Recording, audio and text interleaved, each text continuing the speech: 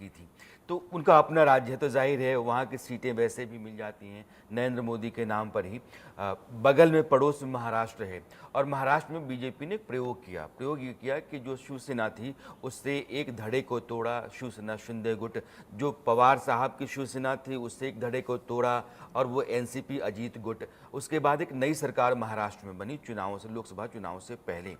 और वहाँ का जो एग्जिट पोल अभी है महाराष्ट्र का, ये बताता है कि ये प्रयोग महाराष्ट्र में बीजेपी का सफल रहा है। एग्जिट पोल कहता है कि 23 सीटें महाराष्ट्र के, 48 सीटों का राज्य है, बीजेपी जीत सकती है।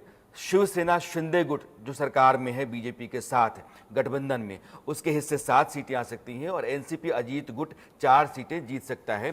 तो कुल मिलाकर के 34 सीटें 48 में से यह गठबंधन निकाल सकता है।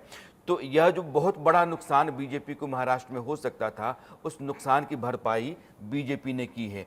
तो नरेंद्र मोदी का अपना जो एक जो यूएसपी है नरेंद्र मोदी की, नरेंद्र मोदी फैक्टर है। दूसरा, बीजेपी का इलेक्टोरल मैनेजमेंट कि किस राज्य में किसके साथ अलायंस करना चाहिए और बूथ तक लोगों को पहुंचाने के लिए क्या इंतजाम किया जाना चाहिए। बावजूद इसके आलोक जी, ये जो प्रोजेक्शन आप देख रहे हैं, इस बार नरेंद्र मोदी बनाम नरेंद्र मोदी है। अगर यही प्रोजेक्शन नतीजों में तब्दील होता है तो नरेंद्र मोदी को हिंदुस्तान के एक ऐसे नेता के तौर पर ज़रूर देखा जाएगा जिसने अकेले अपने बूते, अपनी पार्टी, अपने गठबंधन के हक में अपनी सरकार तीसरी बार प्रचंड बहुमत के साथ ला रखी।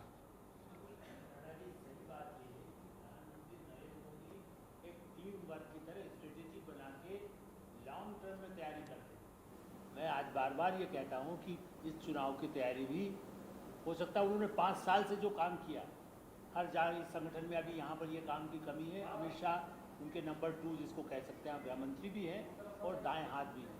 इस दृष्टि से मेरा ऐसा मानना है कि इस चुनाव के परिणाम जो अभी तक एग्जिट पोल में दिख रहे हैं, काफ़ी हद तक उनकी छवि तो बना ही रहे, उनकी छवि तो बनी हुई है, वैसे भी इसका कोई इनकार ही नहीं कर सकता। जैसा अभी कह रहे हैं, आलोक जी की आवाज़ ऑन एयर आ रही क्या? जो तकनीकी दिक्कतें हैं आप उसको ठीक कीजिए।